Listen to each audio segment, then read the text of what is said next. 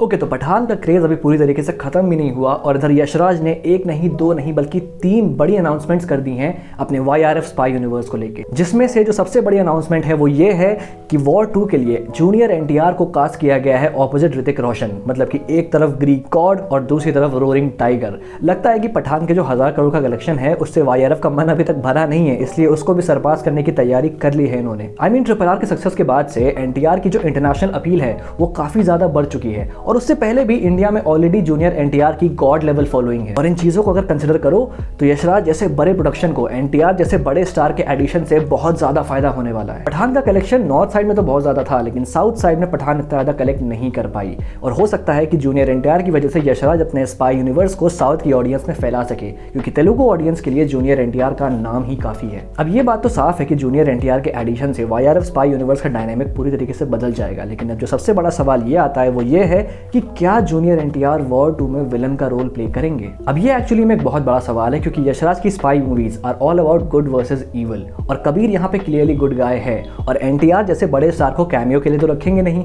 तो अब एक ही रोल बचता है और वो है नेगेटिव रोल। और जूनियर NTR ने अपने पूरे करियर में कभी भी कोई नेगेटिव रोल नहीं प्ले किया है। कुछ मूवीज हैं जहाँ पे जूनियर NTR ने थोड़ा सा नेगेटिव रोल प्ले किया है, जैसे कि टेम्पर, जहाँ पे he is playing a selfish and greedy police officer, लेकिन फिर सेकंड हाफ होते होते ही goes through a phase of realization और एक अच्छा इंसान बन जाता है। इंडियन इंडस्ट्री में यूजुअली जो बड़े स्टार्स होते हैं वो अपनी ऑन स्क्रीन इमेज को लेके बहुत ज़्यादा कॉन्शियस रहते हैं और ऐसा कोई भी रोल करना अवॉइड करते हैं जो कि इनकी रियल लाइफ इमेज को अफेक्ट करे। उनके लिटरली कॉन्ट्रैक्ट्स होते हैं ऐसी चीज़ के लिए, जैसे कि सलमान खान के कॉन्ट्रैक्ट में ये क्लियरली स्टेटेड है कि उनसे कोई भी कैरेक्टर प्ले करवाओ, फिर चाहे वो कैमियो में हो चाहे लीड रोल में हो, उनका कैरेक्टर हमेशा लार्जर देन लाइफ होना चाहिए। ये एक फिक्स्ड पैक्ट है, क्योंकि ये उनकी वो स्टार इमेज है उनके ऑडियंस के बीच में, वो भी लार्जर देन लाइफ ही है। ऐसे ही थलापति विजय, वो जिस भी फिल्म में काम करते हैं उसमें कहीं ना कहीं अपना क्रिएटिव इनपुट जरूर देते हैं ताकि अपनी उस ऑन स्क्रीन स्टार इमेज को मेंटेन कर सकें, और इसका रिजल्ट हम ऑलरेडी देख चुके हैं कि किस तरीके से मास्टर जैसी फिल्म अंडरवेलमिंग रह जाती है। हालांकि लियो में ऐसा पहली बार हो रहा है कि जो कंप्लीट क्रिएटिव कंट्रोल है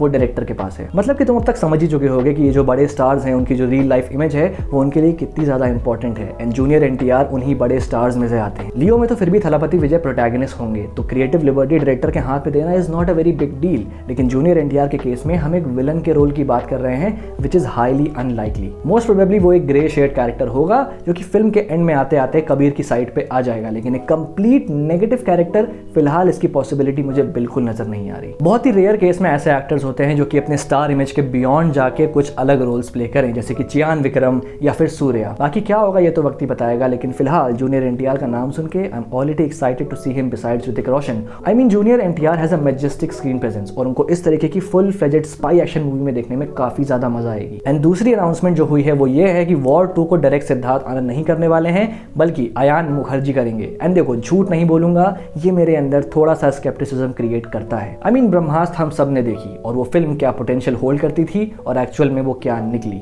मतलब देखो, मैं ये नहीं कह रहा कि अयान मुखर्जी खराब डायरेक्टर है। आई मीन ये जवानी है दीवानी मेरी फेवरेट फिल्मों में से एक है, लेकिन फिर वही चीज़ है कि उनका एक्सपर्टीज ऐसी ही फिल्मों में है और टाइम टू टाइम उन्होंने प्रूव भी किया है इस बात को। लेकिन अगर जॉनरा थोड़ा सा शिफ्ट होता है, जो कि ब्रह्मास्त्र के केस में हुआ, तो रिजल्ट्स हमको पता है कि क्या होते हैं। ब्रह्मास्त्र मूवी का जो पूरा कॉन्सेप्ट था, उसका जो पूरा वर्ल्ड था, उसको इग्नोर करके उस मूवी का सेंटर पॉइंट प्यार को बनाना was not a good decision at all and it robbed the movie of the actual potential it held. तो यही डर मेरा वॉर 2 के लिए भी आ जाता है, क्योंकि यशराज की spy movies are full blown action movie जो कि स्टोरी के मामले में भी एक एड्रेनलिन फेस्ट होती हैं। और मैं यहाँ कोई जजमेंट नहीं कर रहा कि यार अयान मुखर्जी बना रहा है तो फिल्म बेकार ही बनेगी। बस पास्ट में जो हुआ मैं उस चीज को ध्यान में रख के अपने अंदर थोड़ा सा स्केप्टिसिज्म डेवलप कर रहा हूँ, उसको जाहिर कर रहा हूँ और अपनी एक्सपेक्टेशंस को थोड़ा चेक में रख रहा हूँ। बाकी नो वन नोज कि एक्चुअली में क्या होगा। सिद्धार्थ आनंद खुद भी अपने करियर की शुरुआत में रोम कॉम्स बनाते थे, but then he switch to a full fledged action director जिसने बैंग बैंग वॉर और पठान जैसी blockbuster movies the.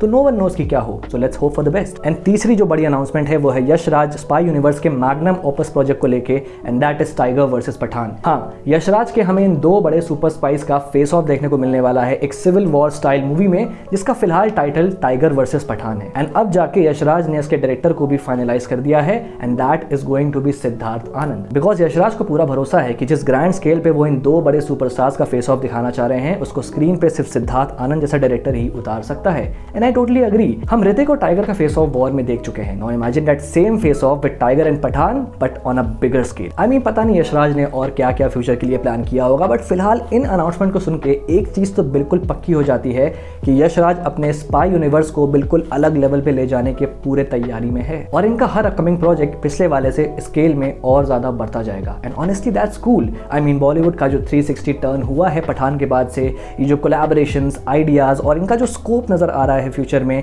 I mean Yash Raj है ये, और भरोसा कर सकते हैं हम कि that they can pull it off. काफ़ी एक्साइटिंग टाइम्स हैं आगे बॉलीवुड के लिए, हाइप भी होती है थोड़ी बहुत और नर्वसनेस भी। बाकी तुम्हारे क्या थॉट्स एंड अनाउंसमेंट्स के बारे में और कितने एक्साइटेड हो तुम इन प्रोजेक्ट्स के लिए, तो मुझे कमेंट बॉक्स में लिख के बता सकते हो। मेरी वीडियो को लाइक कर देना और चैनल को सब्सक्राइब कर देना अगर पहली बार यहाँ पे आए हो। मुझे फेसबुक और इंस्टाग्राम पे फॉलो कर देना और हाँ, मेरी बाकी वीडियोस को भी चेकआउट करना मत भूलना। This is a pop culture nerd signing off. We'll see you guys in the next video.